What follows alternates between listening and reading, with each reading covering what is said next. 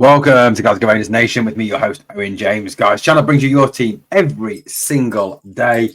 What have we got for you today? Well, we've got Hamza is finally here and we've got the picture to prove it. Yes, we've got the scarf picture. Never official till we get the scarf picture, is it?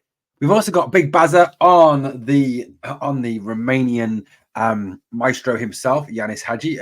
Barry Ferguson has been having his say about the Yanis Hagi situation at Rangers. And it's welcome to the Daily Todd. Do you know what? I'm almost look. Guys, you know my feelings on Todd. I love Todd, love him.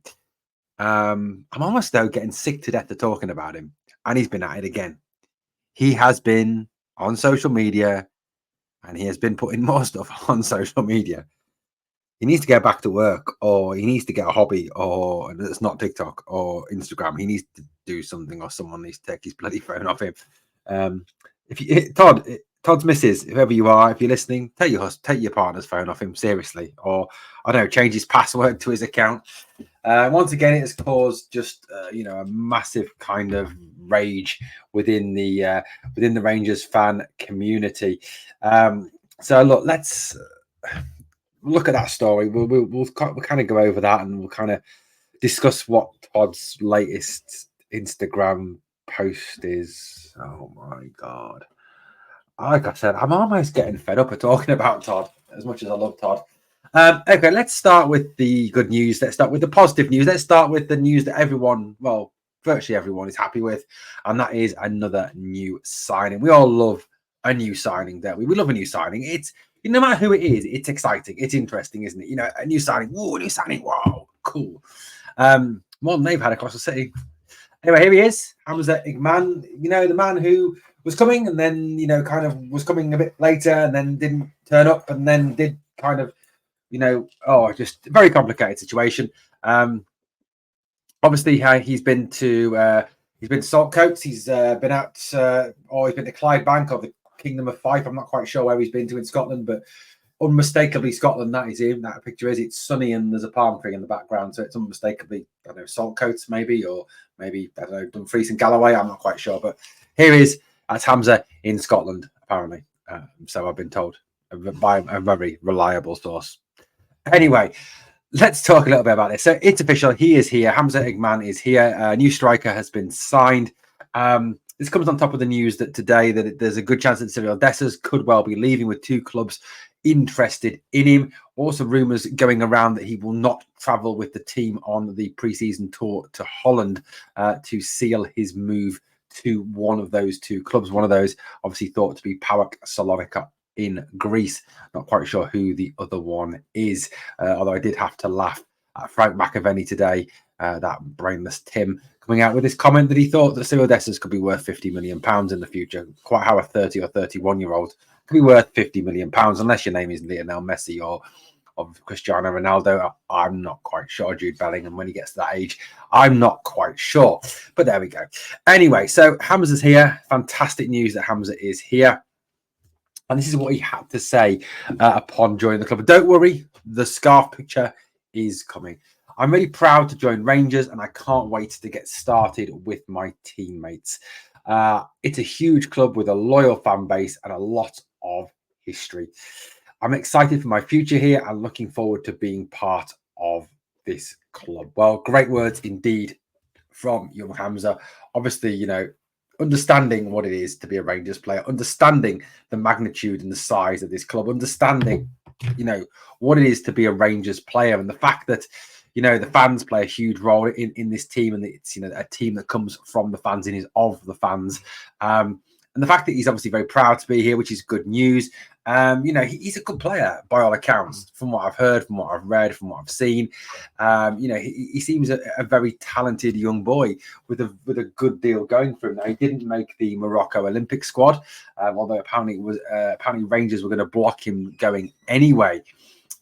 Because he's outside the international window, teams don't actually have to release their players for the Olympics. It's an extra tournament, and players are released at the team's discretion. So even if he had been selected, he would not have had to go if Rangers decided he wasn't allowed. Now, both the boss, Philippe Clement, and the director of recruitment, Niels Koppen, have both also had their say on the arrival of young Hamza Igman. Philippe Clement said, "I'm delighted to welcome Hamza to Rangers, and we believe he will be a great asset to our squad. He's a lot of talent and potential, and he will bring a fresh presence to our attacking options. We know it will be a big change in culture, a new country for Hamza to adapt to, but as a club, we will support him on and off the pitch to settle in here." Some interesting words there from Philippe Clement. A few things I'm trying to pick out what Big Phil said there. The fact that, that he said that, that he is a valuable addition to our attacking options. So it's clear that, he clearly sees Hamza as having a role to play in the forthcoming season, and that he's not just going to be a young player who sits on the bench or, who doesn't participate. He clearly sees Hamza as having a role this season. He's obviously very realistic in knowing that Hamza will have a period of settling in, moving from Morocco to Scotland. It is a huge change, a very different culture in Morocco to the culture in Britain. And again, it is a massive change going from Moroccan football to Scottish football. And also, the fact that he went to, I know Rabat are a big team in Morocco, but but even that, they're nowhere near in the same magnitude as Rangers. So there's that huge step up as well in expectation, in size of club, in the stadiums, the stadium he's going to play in, the European football as well, bringing that extra level of competition. So there's a whole different level there that Hamza will have to get used to. Niels Koppen said, "I would like to welcome Hamza to Scotland and to Rangers. I am thrilled he'll be part of joining our squad. He's an exciting young talent who has already shown his energy, skill and determination during his time in Morocco and at international level. I look forward to seeing him develop in the future at our club." So clearly Koppen has very high hopes for young Hamza. Look, I know that people talk about the fact that it's another young player, it's another untried and untested player. He hasn't played a great deal of first team football, etc., etc. But look, I'm going to restate even what I've said on a number of times now, number of occasions. Any signing is a risk. Any signing is a risk, no matter how experienced the player, no matter how talented the player, no matter his past record, his statistics, etc., etc. It's a huge risk. You don't know how that player is going to settle in. You don't know how that player is going to perform. You don't know how that player is going to cope with the weight of the jersey, with the weight of expectation at Rangers. So look, every signing is a massive risk. And people talk about the fact, another young player. But I'm going to say this.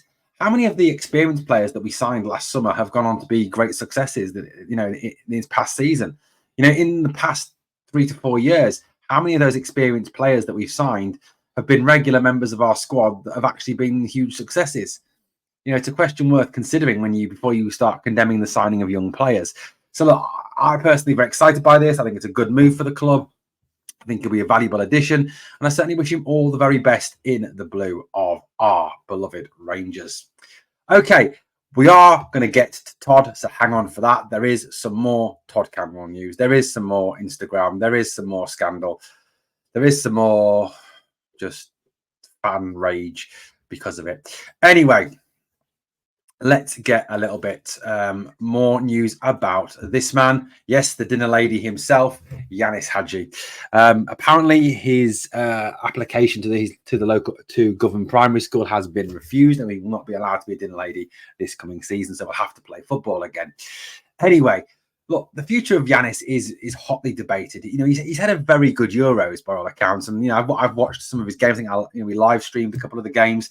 And he performed very well indeed. He looked a good player, a very good player. And I think, one thing you've got to take into account is if you were doing it international level, and you were doing it against the best of the best in a team that's roughly been thrown together, then you are quite clearly quite an impressive player. And Hagi, is a talent. He is a talent. And, he's certainly someone who I think would contribute on the European stage for Rangers. As to what's going to happen with Yanis, who knows? It is, just a very confusing situation. Personal opinion is that I think that, Philippe Clement needs to take some time to look at Yanis Hagi, to consider Hagi, to look at how Hagi might fit his plans, to look at how Hagi could, possibly be incorporated into the squad. Now, given the fact that our number 10's options are perhaps strange and perhaps dwindling at the moment. Todd Cantwell not exactly endearing himself with all his social media, and obviously the end of the cup final. Tom Lawrence perceivably on his way out. There is perhaps an option there for Hagi to move back in and prove his worth for the team. His range of passing is very good indeed, and he is a very intelligent footballer. Yes, he does lack a bit of pace, but sometimes he makes up for that in his speed of thought. Anyway, Barry Ferguson has been talking about Yanis Hagi and how he does see a role for Yanis this coming season. And this is what the former Rangers captain had to say. Hagi will probably be given some extra time off, but he strikes me as a young man who will want to get back to work as quickly as possible and impress the new man in charge. There has never been any doubt about his talent, and he's shown over the last few weeks when he's fully fit and firing again, he could become a back in from the cold, become a major unexpected positive. So it's an interesting point from Barry, this. Obviously Yanis Hagi was loaned to Alaves last season and had a very mixed spell with them. Certainly, one of the best players versus Real Madrid, but the rest of the time was a very mixed picture. But, as Barry Ferguson says, it could be that, Hagi, who has played well in the Euros, has done well in the Euros. And like I said, I think when you do well at international level against some of the best players in world football, in which you do face in Europe, it's proof positive that this lad is, perhaps an option. Look, I've had mixed feelings on him. Of course I do. I can see the need to perhaps sell him if he doesn't want to be here. He's perhaps going to be a player who could be a good source of money, 6-7 million. Valuable money to go into team building, given the fact we don't seem to have any money from the board for that. But by the same token is, if Cantwell was to go, if Lawrence was to go, what options do we then have in that 10 role? I know that Dowell can play there. I know that, the Diamande can play there, but, Hagi is a very talented player who can play in that position and has proven it. During 55, he was one of the best players we had. I know injuries have hampered him and have hampered his development at Rangers, but look, it's a possibility. And, Barry Ferguson quite clearly sees in this man someone who has the potential to do very well for Rangers. And I think Yanis was unfortunate in the way that he was, chased out of the club last season, or because he made the comment that he wanted to play, which personally I've got no problem with. If he'd come out and slagged, the manager off, yes, Michael Beale was an absolutely awful manager, and yes, Michael Beale was an absolute joke. But as a player, you don't come out and say that about your boss, the same way that we wouldn't come out and say that our bosses are a complete joke or useless or whatever, because we'd get the sack. So, it's the same thing.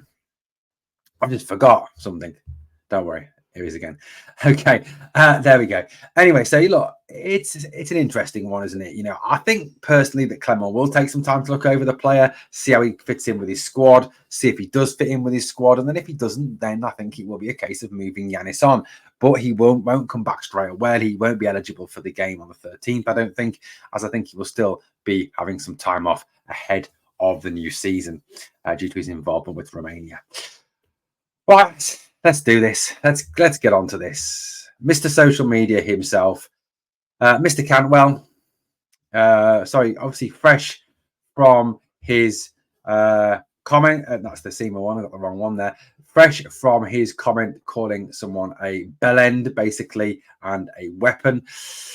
He has gone and done it again. This time posting another story to Instagram. If you're on Instagram, just go and find his name, click on the icon with his picture in it, and then you'll find the story. Anyway, this was the picture that introduced the story. It was a kind of motivational speech that was put behind it by Todd Cantwell. Very interesting indeed. Very, very interesting indeed. Let's see. What did that inspirational speech have to say? There were some interesting bits in that. It wasn't Todd's voice. It was a voice that he quite clearly sampled and taken up and put onto this story. So the voice said, the speech in the background said, "I would rather be hated for who I truly am than to be adored for someone who I'm not. Love based on a lie is no worth. I would rather be rejected for being my true self than to embrace the false side of me. I won't change who I am to suit other people. What you see is what you get. I've done bad things and made plenty of poor decisions, but I'll always remain true to myself. Even though I don't like some of the things I've done, in that moment, they felt like the right thing to do. No matter who you're with or what your friends you make. Never change yourself to suit them. That's what the voice behind that speech said. Quite clearly, for me, this is a response to the media. It's a response to the fans who are condemning him. It's a response to people who are having a go at him. He's basically saying that he is who he is, and you've got to deal with it. And that he'd rather be true to himself than live a lie and be something he isn't. He'd rather be, showing his true nature rather than his false side. And that whilst he recognizes that he may have done some things wrong, he felt like the right thing to do at that time. Now, look, this is an interesting one for me. I know he's done himself no favors. I get that. 100% get that. But there are always two sides to every story with this one. Now, some fans have responded. Again, I'm not impressed. One fan wrote, "Not much else you can say about him anymore. Tired of the guy. Really and truly, just log off," was one comment. The other one was, "Needs to go. We have enough to worry about without worrying about this fella. If he was a chocolate, he'd eat himself." While another added, "Might mute the words Todd Cantwell until the season starts." What else was written? Some of the fan wrote the following. They wrote something, obviously, in reference to his agent and the fact that his agent was hawking him round, allegedly. Right.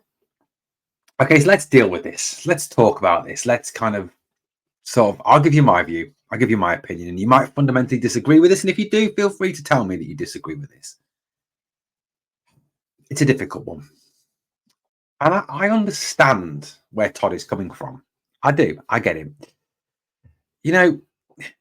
When you're someone who talks, when you're someone who, is in the limelight, who represents something, who has an image or has a public persona, who is, is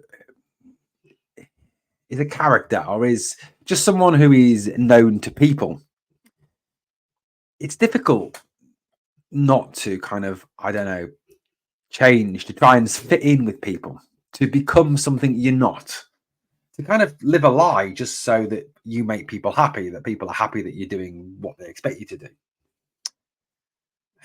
And for me personally, and look, I'm not saying I'm famous. I'm not saying I've got a public persona. I'm not that big-headed.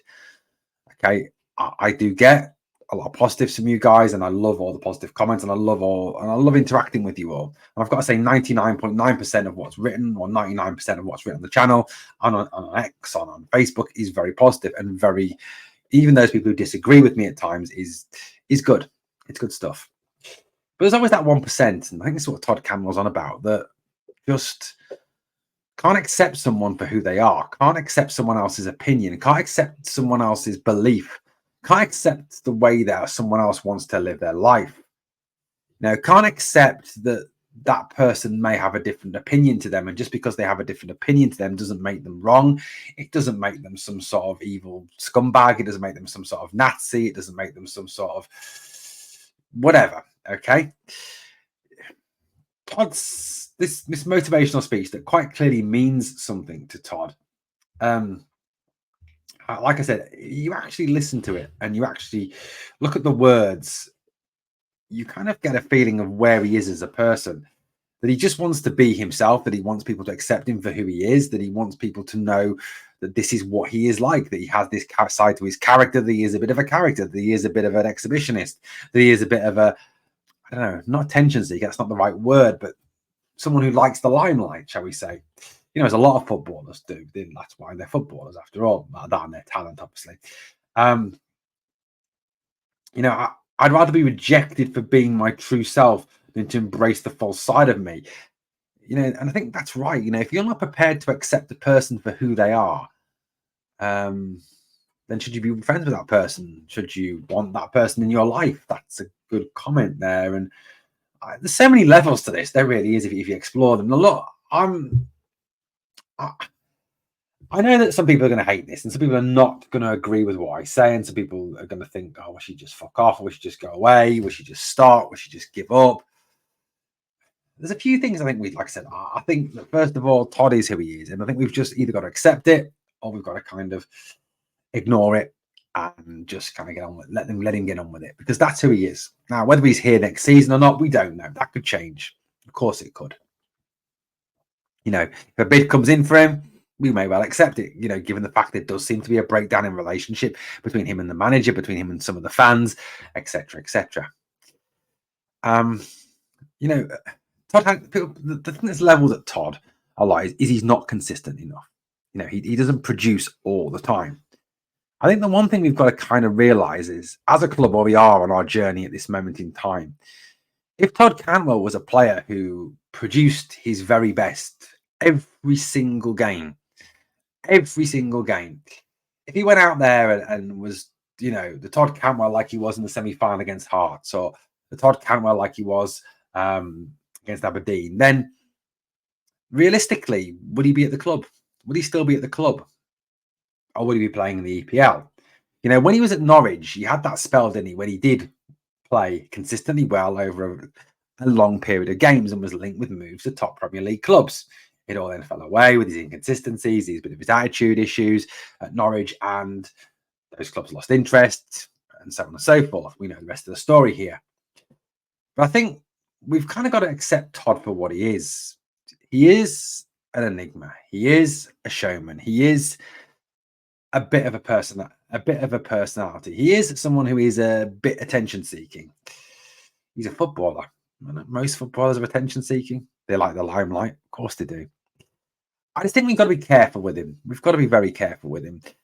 You know, it's all very well and good chasing him out and condemning him constantly, and, you know, calling him out and saying get to fuck and all this stuff and get rid of him and I've got no time for him and all this. But realistically, you know, what else is there at the moment? Look, yes, if we go out and sign someone and they're better than Todd Cantwell, or Hagi comes back and shows that he's better than Todd Cantwell, then yeah, fine, let him go, get rid, get selling. I get that.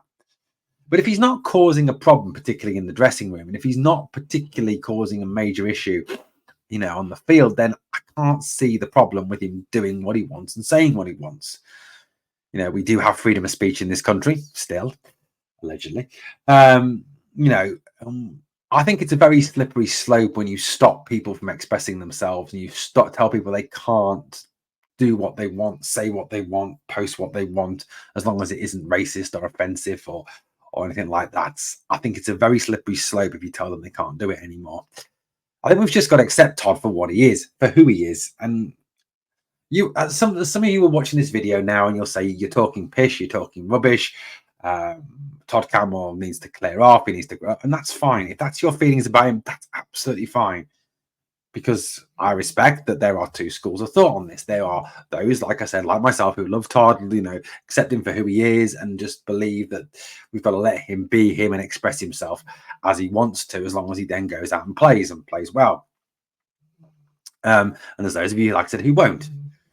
Look, let me know what you think. Let me know what you think. That's it, guys, pretty much for this video. Thank you for watching Glasgow Rangers Nation. Sorry for going off a bit of a wide one there and a bit of a tangent there and kind of a bit of a personal rant as well. As always, please smash the sub on the way out. Two things I always ask of you, though, as the video finishes. Number one, smash that like. It helps with the YouTube algorithm. It's not easy to say. And also, please remember, never forget, we are the people.